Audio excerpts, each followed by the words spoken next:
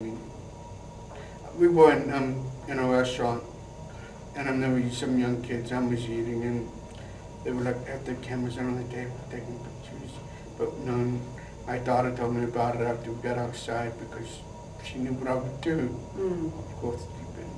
Well, that's, how do you know it's not just kids being kids? Kids. They could be taking pictures of anyone and everyone. Wrong specifics. Mm. But I don't want to sound like I'm like making some type of story up. But also with the weight in my hips, I've very decreased mobility. So do you get out and walk instead of riding in a van with your wife, maybe walking down the street?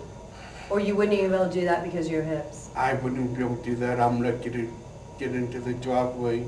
So you can't, I guess I just don't understand that. Whenever you went through workers' comp, I don't understand why if your hips are that bad, why they didn't do hip surgery or something to help you get... My hips didn't really come into a point, okay, I developed arthritis, okay? Right. My mobility issue, so my weight compounded. So now close to 450, you know, my hips are to a point, my knees to a point. I just have limited mobility. I've had knee surgery and that helped. What about hip surgery?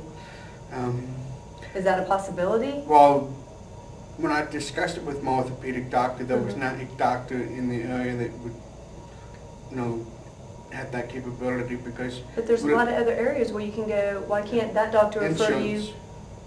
They can't refer you to another doctor though, a specialist in a different area? It's insurance and a doctor being on that list of available doctors.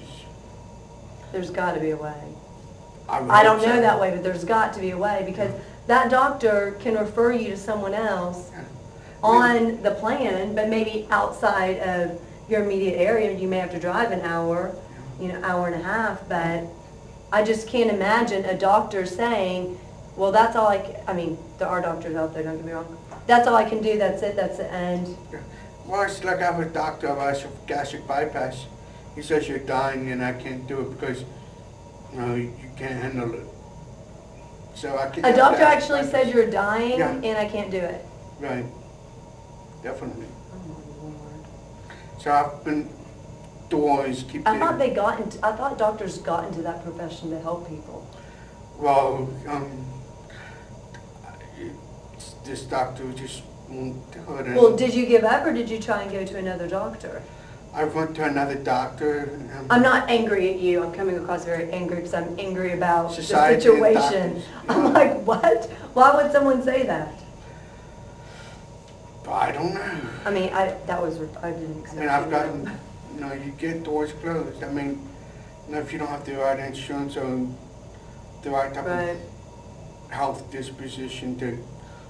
I did actually interview someone just the other day, and they told me that the mother told me that she actually secretly faxed medical records to another doctor because under the law, which don't quote me on this, is what she told me, under the law that they have to take you if they have your medical records. The doctor has to take you if they have their medical records. And the doctors in her city were like, no, we don't know what it is, it's just a growth, we don't know what it is. She kept going and going and going and found out that her kid had a tumor and that's why he was having seizures, had it removed. So I'm just saying that maybe just because a doctor has your records doesn't mean he's going to give you what you want.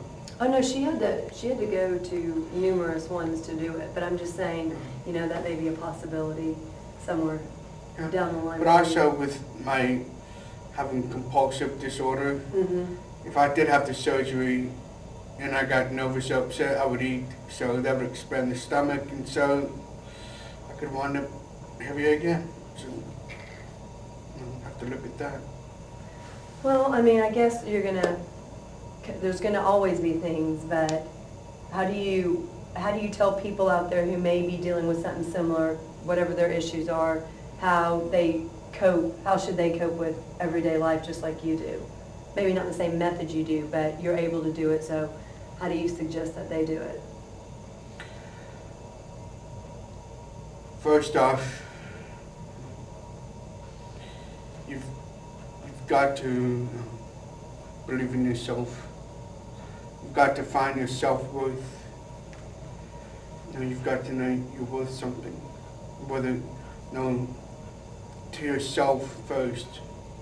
You've got to look in the mirror and say, hey, I might weigh X amount of pounds, I might have this problem, but I look good to myself. You've got to be happy with yourself first. Right. Then second, if you don't have physical people, get on the internet, find a chat group, find something that you can relate to, and eventually you can talk to people on the telephone. Right. And that's a step out, come from the telephone to outside your door to a person. Such as you. Call a preacher, say, hey, I don't go to church, but let's have lunch. Right. So are you gonna, what's your next step? Are you gonna do anything in order to change anything that you're going through, or are you gonna keep doing what you're doing, taking the meds? Right now it's a process. I've got things I have to look at, and I'm looking at changes, but it's a very baby step. Baby step. That's all it takes. Thank you for joining me, Jeff. You're welcome.